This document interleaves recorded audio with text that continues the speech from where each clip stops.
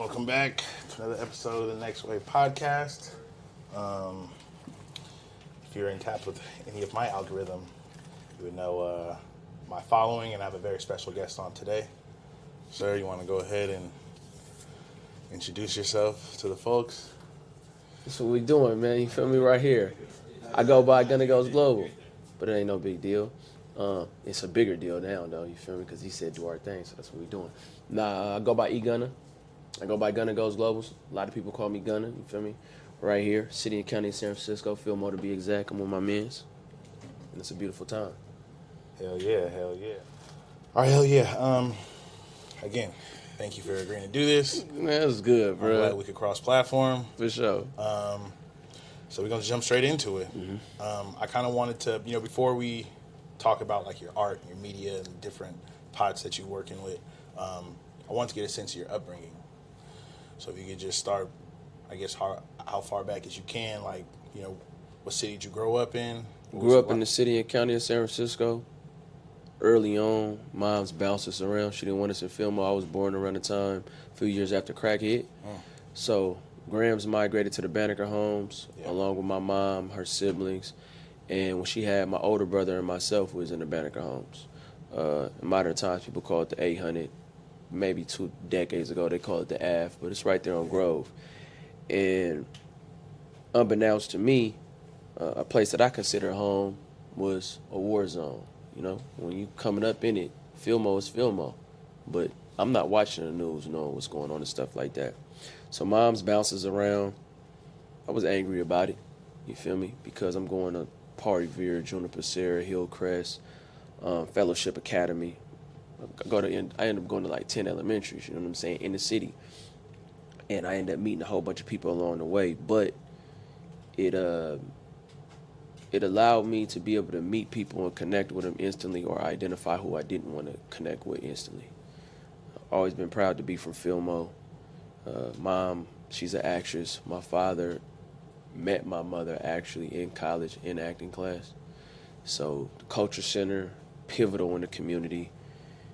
Stayed at the Culture Center a lot. Mom's was on some, we may not live over here, but we're going to continue to create. And you not finna go across the street.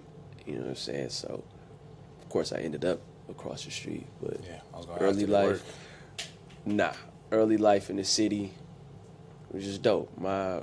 All my recollections of growing up in the city was super lit. You talked about growing up with, a lot of people in elementary school at such a short part of your life. Yeah.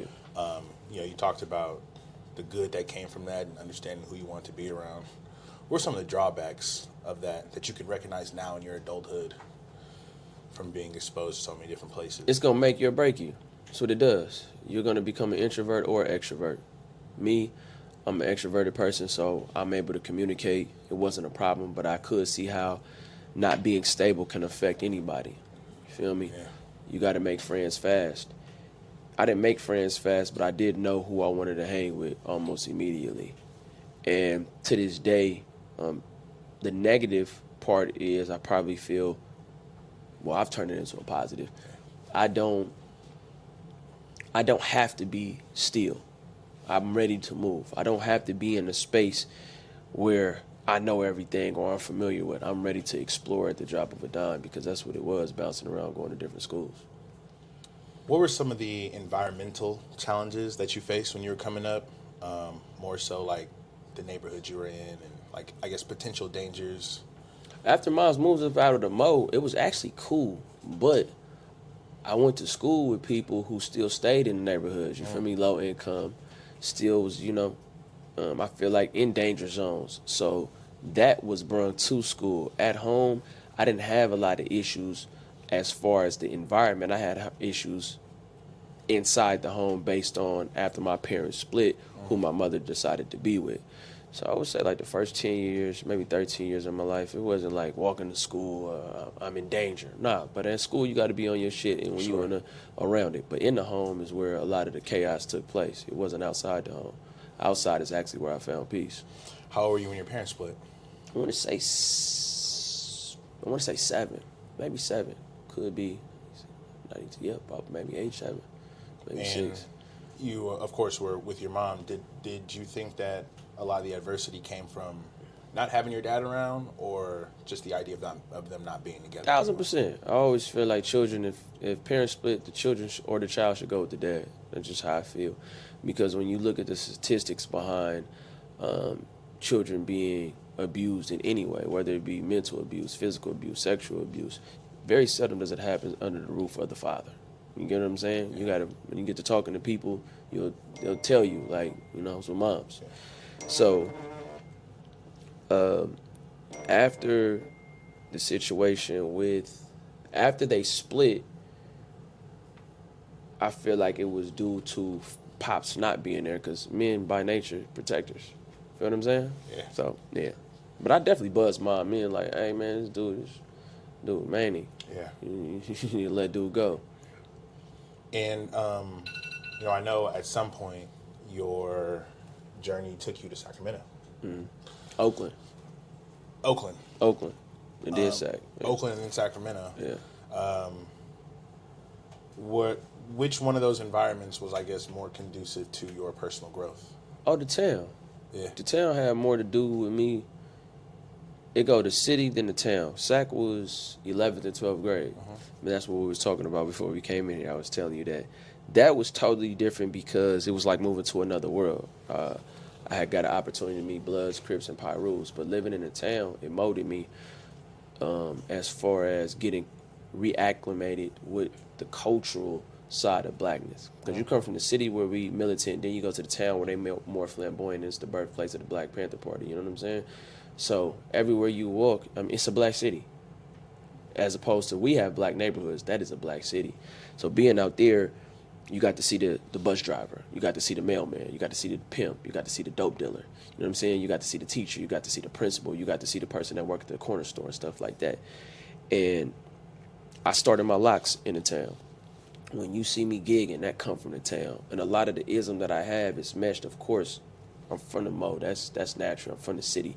But you can see sprinkles of the town in me if you're familiar with Oakland culture. Definitely. So Sacramento, 11th, 12th grade, finished high school. And I guess what were some major life changes after high school? So Sacramento was cool because it was a breath of fresh air. I didn't live in no neighborhood out there. I knew people. I ended up going to school at Sac High. They was all from Oak Park. So, like I said, the first time I ever been around people, Bloods, Crips, and Pyrus. And they embraced me. Living in Sac, I didn't have no negative experiences with the people that I dealt with. Because when I went to Sac High, it was family-oriented. Ended up selling weed and stuff in Oak Park. Ended up getting kicked out because my partner, star athlete at the time, man, Markel Gallo, Kels, he was in the bathroom. A few other dudes was in the bathroom shooting dice. And one of the staff members came in there, basically like, somebody got to be held accountable for it. I had a hall pass. I wasn't even shooting dice. So they ended up kicking me out. And then I ended up going to Johnson. When I went to Johnson, I met a lot of people from G Parkway mob, Elder Creek mob, 29th Street, Meadowview, East Sac, Valley High. I met people from all over. And again, that experience was different because, coming up in the city, being in the town, we pretty much are how we are. There, it's like each part was a whole different world, and I ended up meeting some cool-ass people. But after I graduated, I moved right back to the city where my mother and my father didn't want me to be at all.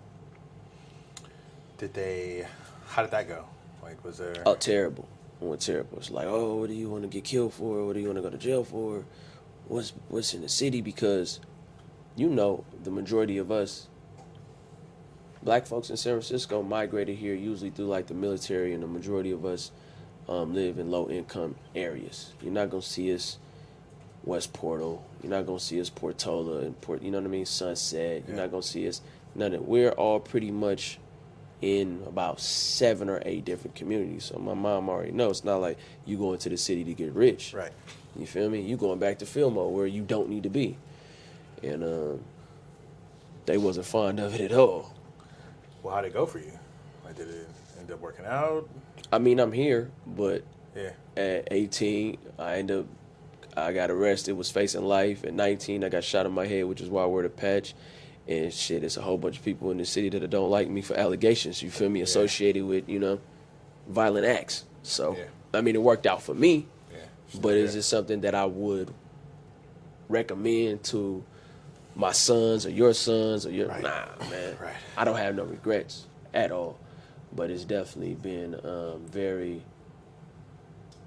To survive the terrain, bruh, the experience and shit, and still be mentally here, still be ambitious and all that.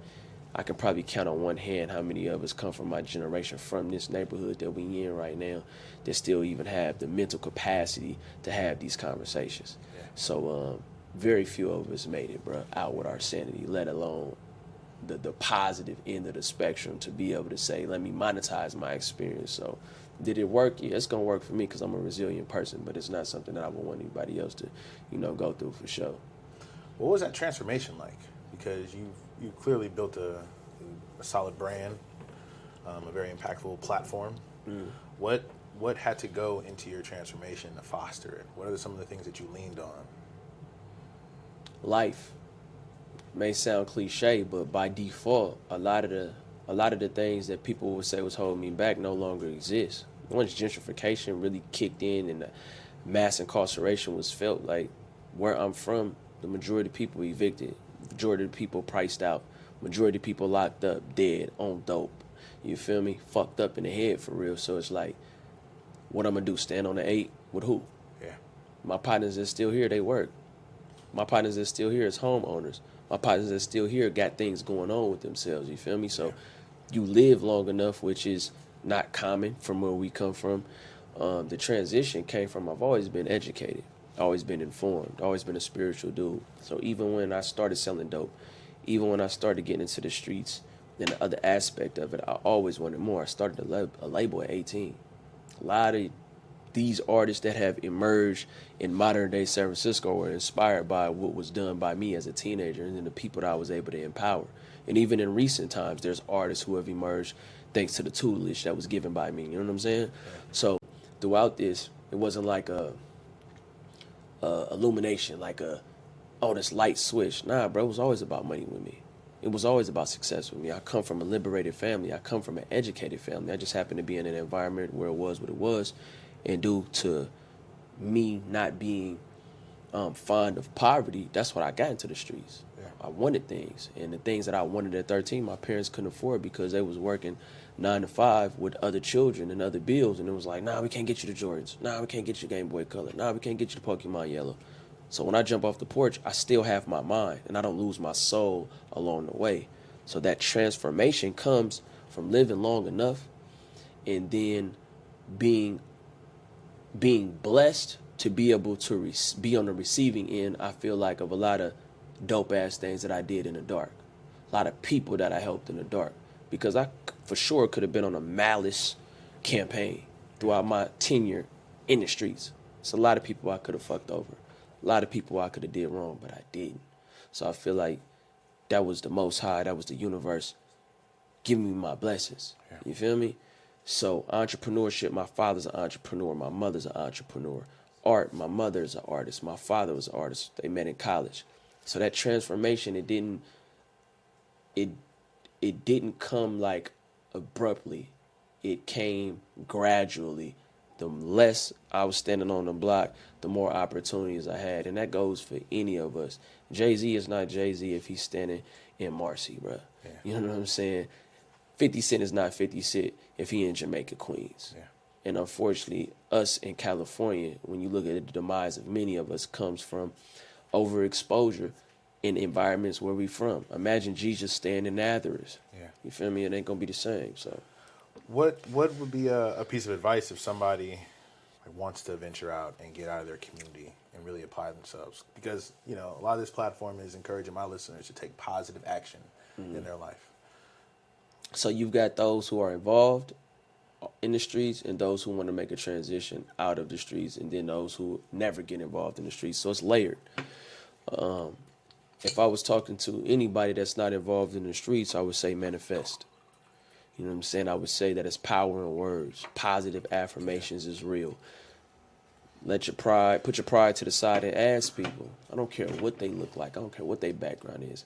Ask. You want to get into real estate? Start from where you at. Start with your phone and then wander around. Get to asking. You'll be surprised at what comes to you. For those that's in the streets, you got to make up your mind. And once you make up your mind, you got to see that shit through. Then you got to understand that there's a 100% failure rate with everybody in the streets. Not 99, but 100% failure rate. I don't care if you're 15. I don't care if you're 50. It's a 100% failure rate. It's rigged. And then that's those who are in the streets. And then those who have made a transition, just realize if you could survive the streets, you could survive any corporate room, any corporate board. Any space that I step into, I'm not intimidated by, because it's like, you're not going to shoot me. You feel me? You're not going to lock me up for life. Yeah. And if I was able to deal with those options every day that I walked outside for decades, I got over 20,000 hours in the streets. Every time that I stepped out the house, I was fully aware, unfortunately, that there's a probability that I can come up on the short end of the stick. You feel what I'm saying? Yeah. So when you make that transition out, that's why you see so many black men and women flourish if they're able to make that transition, because you've already been through hell by other people's definition, by surviving that experience, which is harder than, I feel like, the only thing harder than that is actually putting on military uniform and then going on the field. So it sounds like that mindset contributes, when I take a look at your page and what you're into when it really, as it relates to community advocacy and social justice. For sure. What are some of the more notable social justice efforts you've been a part of? We shut down a bridge in 2020, and when we shut down the bridge, it was 4HD. Myself, along with 3 other individuals, standing against police brutality, of course, but we also believe that it should be black faces in tech spaces, more cannabis equity amongst black folks, equal opportunity to health care, dental care, just a lot of resources that we felt should be highlighted and aggressively implemented in communities that are marginalized. So I've always spoke up against that. Mental health, of course, is, I would say, digging deeper and understanding if you got your mind right, you're going to be able to get your grind right. And if you got your grind right, you can shine right. This all comes from my parents and my grandmother. Again, before the streets, that's what I'm raised in. I don't come from a family where poverty was promoted or perpetuated. It's always been about enlightenment, education, information, and liberation. You know what I'm saying? Yeah. So in modern times, I've had the pleasure of being involved in that, and also linking with dope people across the city, across the Bay, and across the state, and being able to speak that type of life into people. Because with the success that I desire, with everything that we got going on in the art, what are we doing for the people? So you come and support me, I appreciate it. How can I give back and how can I support? And that's by preaching, teaching freedom, equality, and justice. Because right now, that's what it's about. Whether it be John, Jamal, Jose, Jen, any encounter that they have with law enforcement should end with them being alive if all things are equal. Yeah. Any encounter that they have in a government setting, they should have equal opportunity and access. When we think about schools and education, some say education is the key to success. Proper education is the key to success. Exposure and information. And that's extremely important. So when it comes to like the social side, the social justice, if you live in the city and county of San Francisco, we're just going to focus on it right here. More millionaires per capita, more billionaires per capita. There's no reason you shouldn't have the best of the best technology accessible in each and every classroom. Each pupil should be able to be taught by a teacher that's being properly paid, not living a stressful life, so that the positive things that they've learned and the attributes that they have that can help make that child better can be instilled. But we don't have that. We have a huge disparity. Yeah. So I speak up because if it can't be done in San Francisco, where can it be? Right. Where on earth can it be done? Where in the United States can it be done? Right now, we shouldn't have poverty in San Francisco, even though the mayor has inherited it. You understand what I'm saying? These are things that do not have to be existent. I mean, these are things that don't have to exist. We can live in low income, but just because we're in low income doesn't mean that we should have low access. Yeah. poverty shouldn't be a death sentence, and so often that's what it is globally. So starting here in San Francisco, because I know the power of this place, so my advocacy is more of putting a voice to the voiceless and also being solution based, not just the same rhetoric or dogma and, oh, we need to end this. What are the ways to end it? We got all these dope ass tech companies. It's nothing to get them together, but we don't need them to micromanage the funds that they do give away, and we don't need them to continuously give them to the stereotypical nonprofits. They have to reimagine what donating looks like. They have to reimagine it. Feeding the poor and the homeless is for sure, understandable. Saying Black Lives Matter is cool, but let's put some action behind it. What would it look like in a perfect world? Like, how would you tap into those tech pockets? So you go through a list K through 12, and you look at the budget for each school. Starts with the environment. When you go into places that are encouraging, you'll notice there's bright lights. Yeah. You'll notice that the walls are brighter. You'll notice the texture of it feels. So let's go to Bret Hart, across the street from where Double Rock used to be. Let's go and see what does Bret Hart look like and how can we improve it. These are not improvements that cost billions of dollars.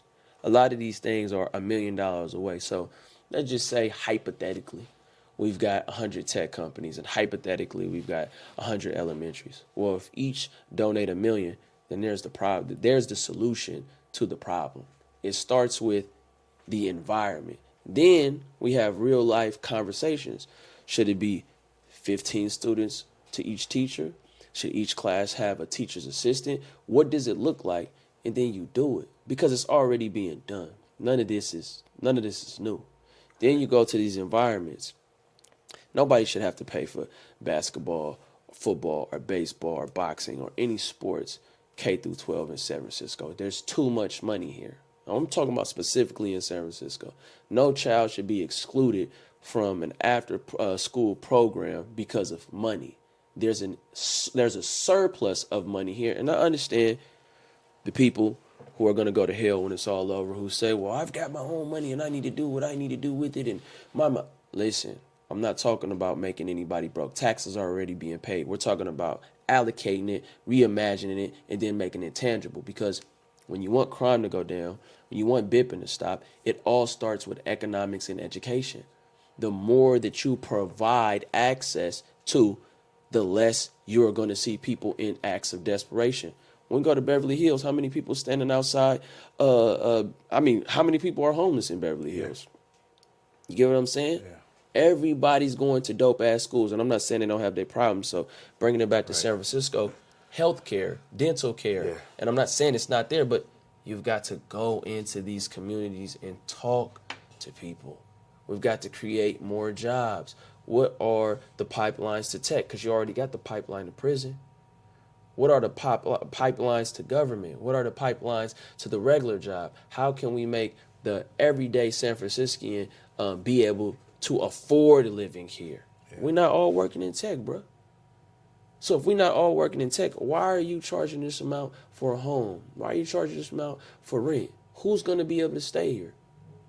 So it starts with some common sense, some decency, some respect, and then not pointing the blame at the mayor. Because again, this is inherited. This started way back in the 90s in the city. This is not new. You talked about tech, Black people in tech spaces. And I've seen like the transformation of this area in the city in what tech has done to it. Do you think there are enough Black people in tech? Of course not. No. Why is that? Enough Black people aren't in tech because when you look at it from a strategy standpoint, it's all about exposure. If you talk to the people who are in tech, they were exposed to what they're doing, and somebody let them know you can be an engineer, you can be a software designer, you can be X, Y, and Z.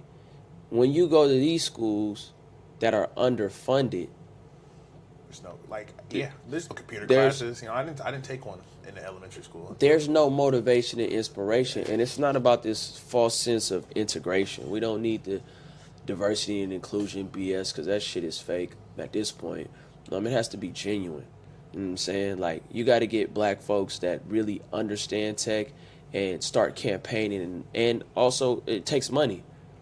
You gave John $300 million, and when he lost it all from with a terrible company, you gave him another $300 million. Then Jamal came. You gave him $100,000. You micromanaged him. Then when he failed, you said, "Oh, this is why we can't give black people money." Come on, bro. You got to address the elephant in the room. Black folks are being underfunded in tech and overanalyzed. It's all BS. And there are those who are going to say, "Oh, it doesn't play." There's a reason it's predominantly white and Asian. There's a reason that they import talent from other places for the low. There's a reason. Because once black folks get into tech spaces, now we're talking about we're going to shorten that gap when it comes to wealth. The majority of things that are being done right now are very deliberate. Even when you come to a city like San Francisco, we should have state-of-the-art everything. What's going on? Yeah. Why don't we? What is the excuse? We don't need hella money for the police. Bipping is bipping. You want people to stop bipping, employ people. Homeless people. You want to stop seeing people who are homeless, house people then. Yeah. It's very simple. You know what I mean? Mathematically speaking. Theme of community advocacy and social justice.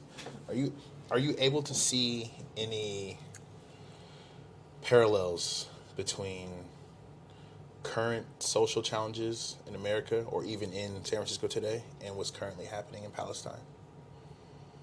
That's a good question. So when you get to Palestine,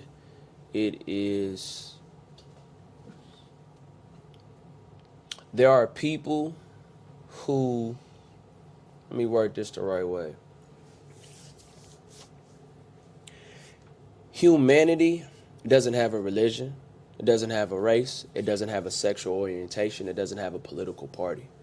And when you are on the right side of history or understand moral, then what's going on in Palestine, what's going on in Congo, what's going on in San Francisco, it's easy to identify what needs to be done. We understand the value of life is priceless. When it comes to women, when it comes to children, elders, innocent lives, no matter where we at, no matter what part of history we're in, no matter if you read the Quran, the Torah, or the Bible, you will understand that there are certain things that you do not do. So when I think of Palestine, when I think of Israel, when I think of Muslims, when I think of Jewish people, when I think of Zionist people, when I think of all of these terms being utilized, at the foundation of it is humanity. So is the right thing being done for humanity? Close your eyes, listen to what's going on. And what I mean by listen, let somebody read the story to you and put no titles on it. And then you tell me what needs to happen. So right now you've got egos, you've got wickedness, you've got hate, you've got people in power, you've got people who really mean humanity no well doing what they're doing globally. So Palestine is at the forefront of what's going on. And when you look at what's going on in the Congo, I believe over 7 million people have been slaughtered, unfortunately, for the same technology that we're using right now to conduct this interview. So people, in my opinion, if the right thing is going to be done, then what is right, what is wrong? Does a life in San Francisco matter? Does a life in Palestine matter? Does a life in Israel matter? Does a life in Congo matter? It's a lot of hypocrisy going on. So hopefully people are disgusted by the images that they see.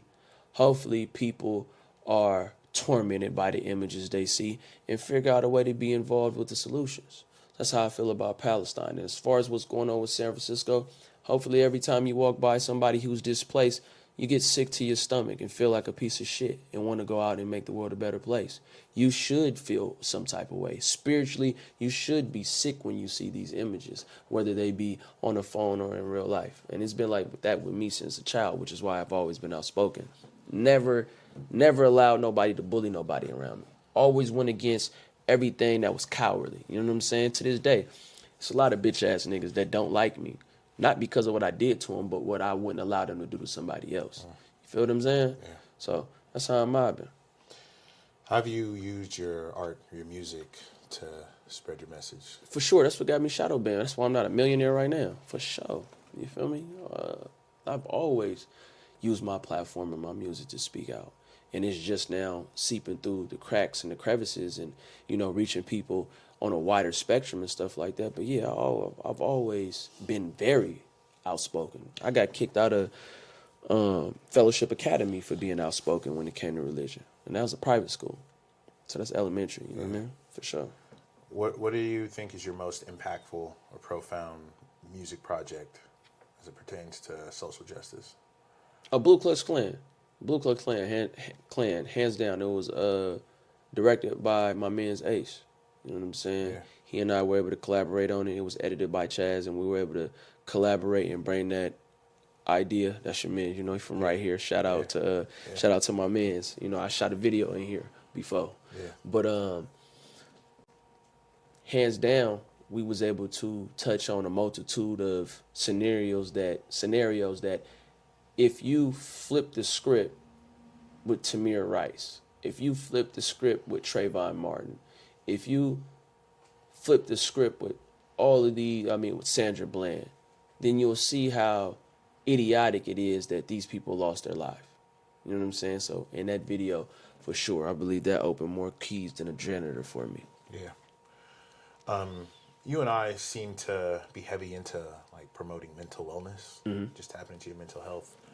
For my listeners out there who may not understand what that is or be able to identify it, what are some things that was going on with you that helped you identify that you were having a lapse in mental wealth and mental health? Nah, not for me. It was for other people. I started advocating on the behalf of mental health for people who were actually committing suicide. It was an influx in that. We come from a neighborhood where homicide, you probably can't even name all the times you heard somebody getting killed in the mall, but suicide is something different. And I was just like, it's one thing for somebody to take your life. It's another thing for you to take your own life. And I believe it was 2020. We was on Clubhouse. A few questions was asked. And then it allowed me to delve deeper. And I was like, okay, under this umbrella of mental health is PTSD, depression, suicide, postpartum, alcoholism, drug addiction, domestic violence. And it was like one more. And I was like, damn, that encompasses a lot of issues that's going on in the environments that not only I'm a part of, but want to help. So from there, man, I'm going to be honest with you, it took its own one in a positive way, though. I didn't think me speaking out on social media like, hey, anybody want to commit suicide, tap in. Anybody got mental health resources, tap in. And that allowed me to share music that in the past, I didn't even really have the money to fund properly and give it just due. And that led us to a lot of dope things that we've got going on right now, to be honest with you. Yeah. And what are some of your most recent musical ventures? Therapy in the Ghetto is in 21 Summers. So Therapy in the Ghetto is, I believe, self-explanatory. And 21 Summers is me talking about my experience in the streets. So one is for sure. 21 Summers is definitely high energy, super lit, mobbing, fucking with it. Therapy in the Ghetto is a piece of art that I feel like is timeless, and it transcends beyond all boundaries, categories, anything you think you could put it in. Therapy in the Ghetto continuously allows me to see that there's no limit to what you could do with music. What message are you trying to convey? The message conveyed in Therapy in the Ghetto is one of hope, vulnerability, letting people know it's okay to feel down.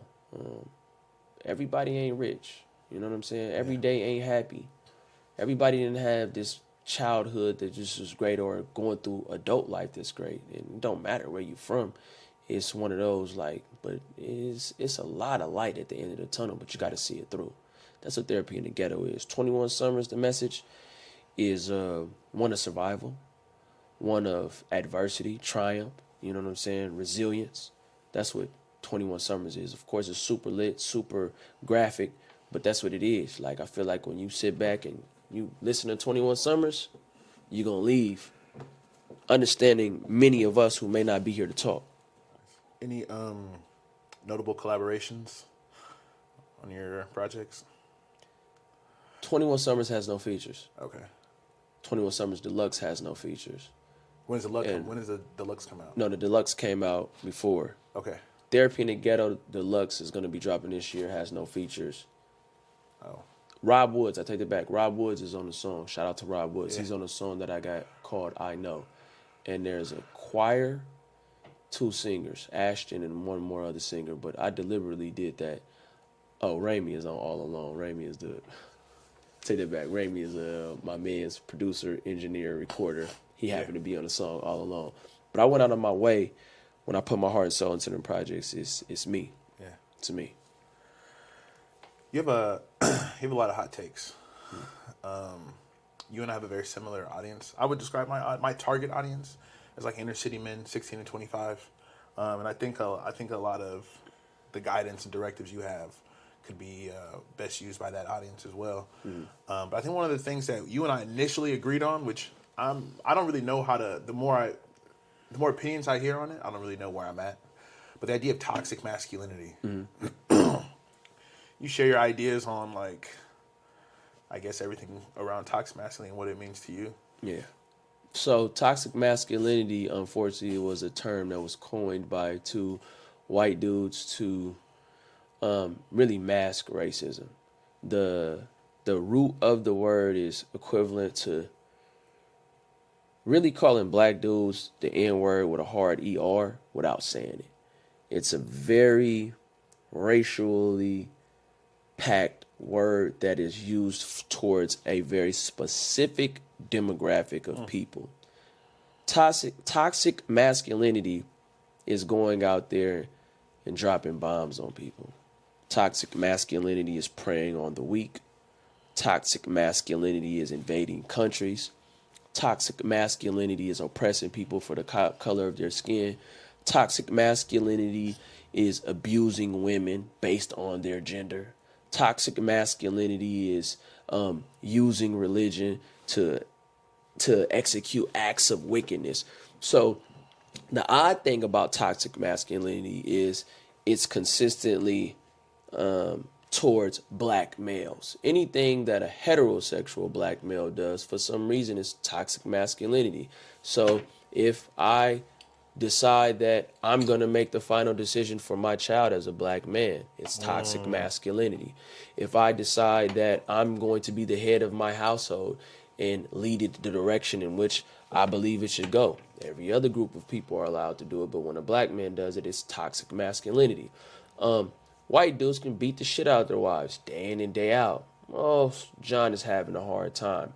Black dude can flinch at a person, flinch at a woman. It's toxic masculinity. So it's just a weak ass phrase that is used to mask all of the racial undertones and the animosity that many people have towards black males that are heterosexual. And it's a very strange phenomenon that I'm not fond of, because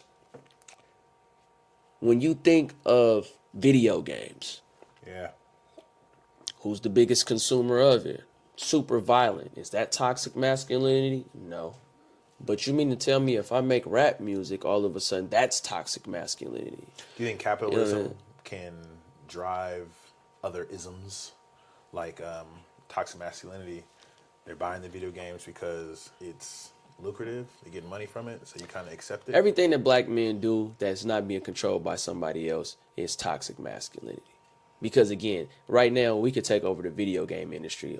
They'll start blaming everything on video games. We could take over Hollywood. Even though Hollywood has made all the money and all of the fucking most violent movies that we love and partake in come from Hollywood. How many times have you watched a movie 20, 30, 40, 50, 60, 70 times? Okay, whatever the case may be. So, hot take with toxic masculinity, unfortunately, since black folks came over here, more specifically black males came over here after slavery, but it's been this weird fascination with us. If we're not entertaining somebody in sports or in the bedroom or something, they want to subjugate us. So it's super cowardly, and I see past all of it, and I don't partake in none of that weird ass shit they got going on when it comes to toxic masculinity, because it's nothing wrong with black men being strong. It's nothing wrong with black men having an opinion, and it oftentimes, again, when we're subjugated, it's no problem. Yeah. You feel me? When we're speaking up, all of a sudden, oh, your tone. Well, first of all, who's the greatest rapist in this nation? It ain't the black man. You feel me? We're not the ones we're not the child molesters. We're not running child porn rings and shit like that. So when you're talking about this toxic masculinity, don't project it onto us. And unfortunately, there is a group of women like two group of women that tend to project their experiences on us. And you got to go and deal with the perpetrator, because that's not who we are collectively. Collectively, we're a very protective people. We love our mothers. We love our grandmothers. We love our sisters. We love our wives. We love our girlfriends. We love our daughters. We have done everything that you can think of to protect them, given the situation that we've been in. We didn't come over here and lay down. We got hung high off them trees, defending our women, defending what we love. You understand me? When Dr. King got assassinated, when Malcolm X got assassinated, when all these black men stood up, laid their life on the line, their freedom on the line, it was for black women. So this notion that toxic masculinity and black men don't love, we've done everything given the circumstances. Yeah. We weren't armed.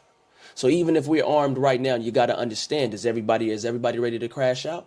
So if not, you got to understand that we stronger together. So when it comes to this toxic masculinity, we need the alpha black man.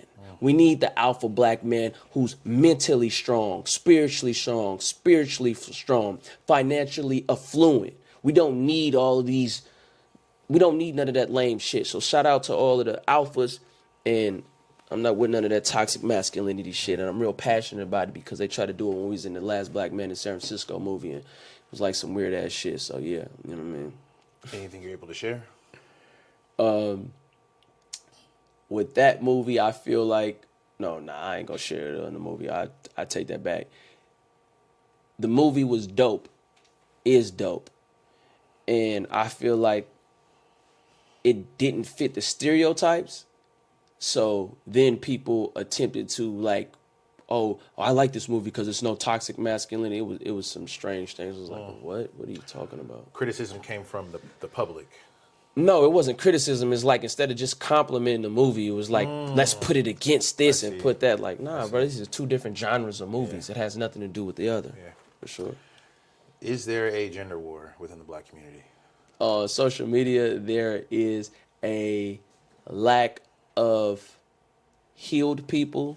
There is a trauma war. It's not a gender war. It is a trauma war. When you listen to black men and women, boys and girls who go against each other online, you're not going to find any of them that come from healthy backgrounds. You're not going to find any of them that are healed, because what you're doing is you're taking less than 1% of our population and then you're overgeneralizing us due to their trauma and their experiences and their ignorance.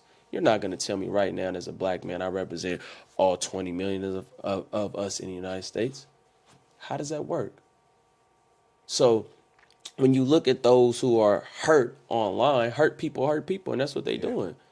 Oh, the black man is, the black woman is, the black man is. What has been done? What black folks have been successful without each other in the United States of America? I'm talking about dating back to slavery. None. So, no, it's not a gender war. It's a trauma war. And they need to get healed. Got to get that therapy. Got to get that counseling and do some self-help. How has fatherhood changed your, fostered your transformation? No, not at all.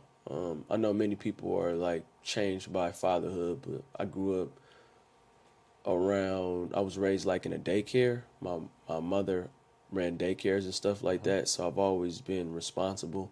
Then when I came outside, I was responsible. So responsibility hasn't changed my life. Of course, being a father feels great. Yeah. Being a father is beautiful. Love my children, they're dope. But I wouldn't say like their birth changed my life or anything, because I was already on that trajectory. So no, but many people are transformed by fatherhood, which is dope. Yeah. Given your unique experience, what are some things that you implement with your sons, or accomplishments that you kind of gear them towards? Is it sports, academics, music? Everything with me is information, education, spirituality, and I would say integrity, along with other foundational attributes I feel like males should have, but they still have to want it. When you get to having children, you want to believe that there are many yous occasionally they'll be created chemically like that where it'll literally be a little version of you, but you're just a vessel. Yeah. Your children, your child is going to grow up to be whoever ultimately they want to be. You can put them in the best schools, give them all the love in the world. That doesn't mean they won't grow up to be, you know what I'm saying, terrorists. Yeah. And you can raise some people in the worst of the environments, and that doesn't mean that they won't grow up to be some of the biggest humanitarians that ever walked the face of the earth. Exactly. So it is strange. I used to think it was environmental and exposure. I do believe that when it comes to finances. I do believe that you are going to be a product of your environment to a certain extent.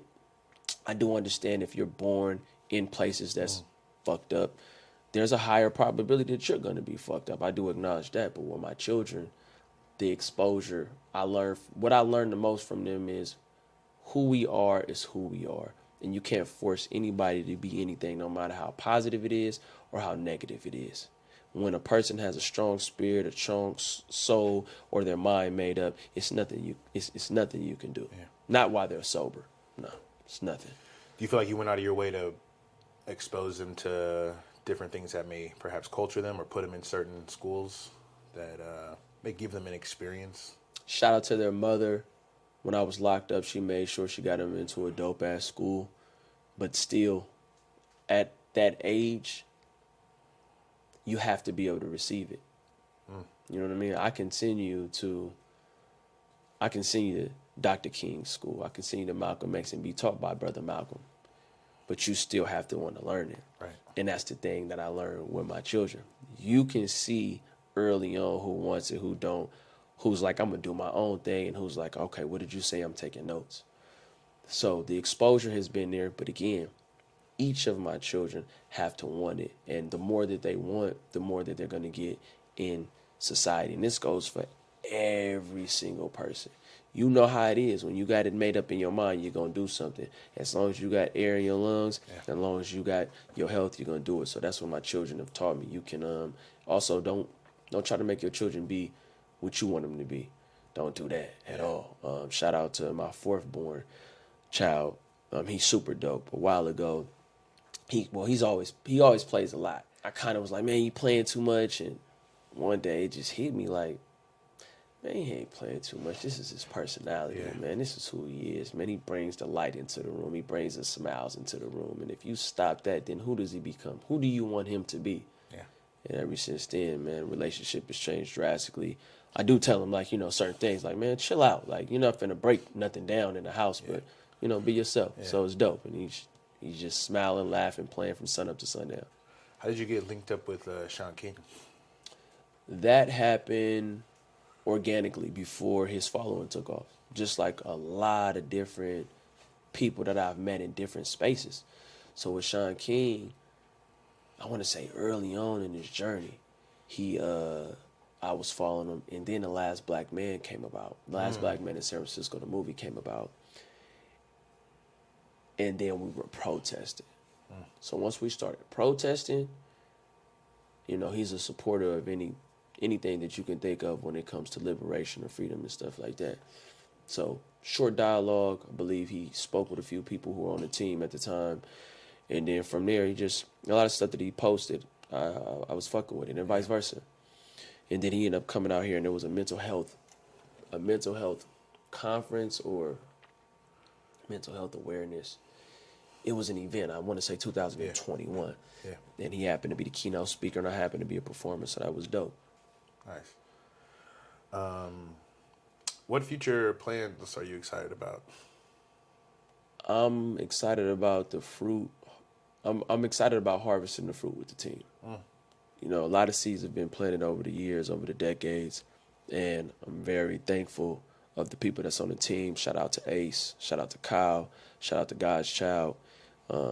That's the immediate team and everything that we've got going over here. The 100 million. I'm very proud of what I've built with my brother Body, Easy Money, Chaz. These are people who are also on the team, but in different parts of what we got going on. Reem, shout out to Kill, shout out to a multitude of people. But I'm most proud of seeing those. I'm most proud about being honorable and then seeing how we reap the benefits of it, because trials and tribulations is real, and there's been many opportunities for us to tap out, to give up, to quit, and by being resilient, it's got us here, and a lot of dope things. Shout out to Tanish too. She's been dope. She's a huge part of the journey. I'm looking forward to people seeing what we've been working on, because 2023 we went back to the drawing board. Yeah. And when we went back to the drawing board, it was to refine and tune some things up, because it's like, okay, we know the products, the services, and the gifts that we have are super dope, but we also understand we got to get some shit together. Did that refinement consist more of adding things or letting go of things? Letting go and subtracting. Less is more. It's all about quality, man. 2022, 2021, dope ass situation, but that situation peaked. And when it peaked, it peaked prematurely, but it wasn't because of what we did. Where can folks find you? Gunna Goes Global, everything. GunnaGoesGlobal.com, Instagram, Twitter, Facebook, TikTok, everything, man. Gunna Goes Global. You understand me? Straight up. 100 million. And then in closing, youth guidance, you're big on youth guidance. Yeah. If there was one major thing that you would want your followers, my followers, to extract from who you are, what would that be? Honor, integrity, resilience, adversity, accountability. When it comes to the youth, embrace the ugly truth over these beautiful lies. Just embrace it. Ugly truth is, if you want to be successful in life, you're going to have to be burnt out at times. And what I mean by burnt out, they ask you to do 20 push-ups, you're probably going to have to do 30. Shout out to Kobe Bryant. He talked about outworking people. But I'm not talking about until a point of exhaustion. He's just the metrics. You know what I mean? Practice does make perfect. Anything that you want, the due diligence. I don't care. You say you want to build homes, you can build homes. You say you want to get into real estate, you can get into real estate. You say you want to be the first millionaire in your family, you can do it. But you're not going to be able to think it's going to be a wham, bam, thank you, ma'am type of situation. Accountability says, how can I allocate the hours in my time? How can I better allocate the time that I have towards what I want? Are you willing to sacrifice some fun? Are you willing to sacrifice some relationships? Yeah. Are you willing to sacrifice some sleep? Are you willing to do this to get to where you want to be? And also understand that, say somebody says it's going to take 5 years. Sounds like a long time. But 5 years is still 5 years. If you plan to be alive in 5 years, why not invest it towards something that you care about? I would also say a sober mind is essential. I know people indulge what they indulge in, but something about the mind being sober and sharp, it just gives you it's a superpower. Yeah. You celebrate when you want to celebrate, however you celebrate, but you don't want to overindulge in anything. The company you keep is important. You can hang around 5 millionaires. That doesn't mean you're going to be the 6th, but there's a high probability you're going to be exposed to something. So understanding that you don't get a lot of friends in life. You are going to run into some dope people, and when you do, you should keep them close. Understanding energy, understanding that some people are just for a season, knowing when to cut things off, knowing when it's gone too far or when it's expired. You know what I mean? Some relationships are like milk. They do have an expiration date on them. And then some relationships are like wine. It means they only get better in time. Knowing that is how it's going to help you navigate throughout life. Because I've been blessed to meet many people who are like wine. So it continues to get better. But I've also, been inconvenienced by meeting people who are milk and past their expiration date, me not knowing, and it going real, turning real sour. So that's what I would leave them with for sure. Definitely. I appreciate that. Biggest blessings. Yes, sir. Thanks for doing that. I just made that up too right now. So, of course. Wine and milk, you understand me? Hell yeah. All right, y'all.